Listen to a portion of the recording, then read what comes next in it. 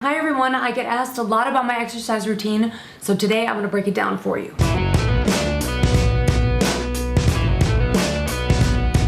Just to recap, in case you're tuning in for the first time, I was diagnosed 3 years ago with severe pulmonary hypertension. My pressures were at 180 and I basically couldn't even make it from the bedroom to the bathroom. I was so short of breath. And now I'm really happy because I'm able to actually jog. The most important thing for me with regard to exercise was to go to pulmonary therapy. But not just any pulmonary therapy. The Pulmonary Wellness and Rehabilitation Center in New York City is an incredible place. It was so important for me to find a place where people were encouraging, enthusiastic, and could really push me and weren't afraid to push me. Because my pressures were so high at the time, people were a little scared of me, but not Dr. Noah Greenspan. He wasn't scared of me at all. There's all the wonderful people that have made me stronger. Did you have anything to do with it?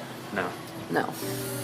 He's just a random I'm the passerby. butcher. They basically created a routine specific to my needs. So you're exercising, but they're monitoring your blood pressure, your oxygen saturation. It's a very controlled environment. And for me, it was so important at the time because I really had no idea what to do. The right side of my heart was enlarged. It was 3 times its normal size. So does that mean I should push myself? Does that mean I should just sit and do nothing? I really had no idea what to do. Over time, we built me up to a 40-minute routine. It was a build from a walk to a walk on an incline to finally a jog. It was really important for me to go as much as possible because I was really interested in increasing my stamina. Every time I would push myself further in pulmonary therapy, I would do the same thing in my life. If I was doing a 10-minute walk on a treadmill at pulmonary therapy, then I would go home and I would take a 10-minute walk out in the streets of New York. I was kind of training myself to understand my body better. This whole process took about 2 years to build me from not being able to walk to actually being able to jog.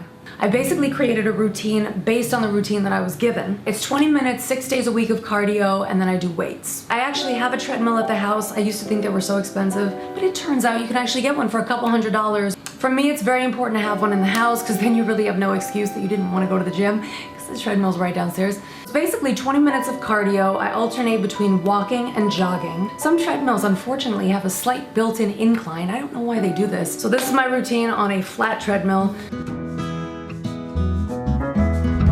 I walk at a speed of about 2.5 for about 2 minutes. For the next minute, I'll increase that to a speed of 3. At the 4th minute, I put the speed on 2 so that my heart can calm down completely before I begin to jog, which happens at the 5th minute. I jog for about 5 or 6 minutes, depending on how I feel, at a speed of 4.2 or 4.3, depending again on how I feel.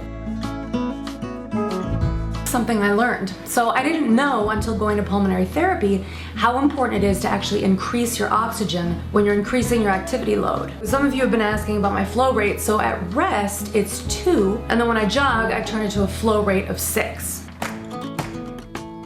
In terms of weights, I do 17 to 21 repetitions. I'll do 17 to 21 of these guys depending on how I feel. It'd be funny if I just never used weights. Then I do 17 to 21 of these guys. I would do the ones in front for shoulder, but I hurt my shoulder, so I can't do those anymore. And then I do these guys up here, triceps. If you can see me, I hope you can. And I do 17 to 21 of those, again, depending on how I feel. Obviously, if I feel better, I do 21, not 17. Then I do squats while holding the weights. Guess how many of those I do? Anywhere from 17 to 21. There are a few things that I remind myself on a constant basis, and I wanted to share them with you before I end this video.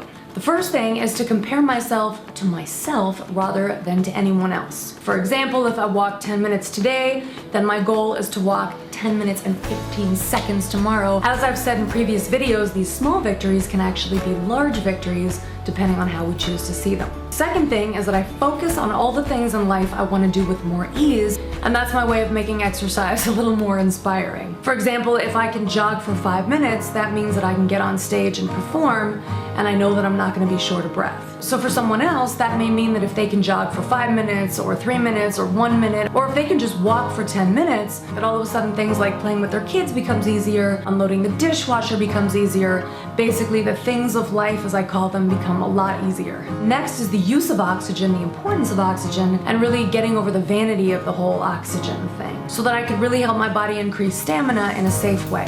I'll make it a little louder. No, make it softer. I can't hear myself sing when you make it loud. Listen to that piano, it's so pretty. So this one's not really a reminder, this is just something that I do. I don't do this every day, but I did do this in the beginning all the time when I started doing things on my own. I was monitoring my blood pressure, my oxygen saturation. I really wanted to get an idea of where I was so that I knew how far I could push myself. I prefer to exercise in the morning at a similar time every day because then I can really track my progress. I tend to have more of a surge of energy in the morning, so I try to use that surge of energy. I also prefer the morning because if you do it in the morning, you don't have to think about it for the rest of the day.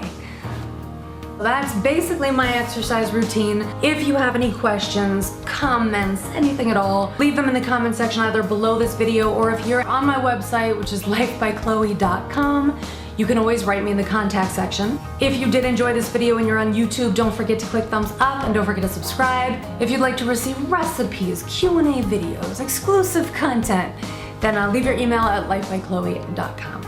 And I will see you there. Thanks again so much for watching.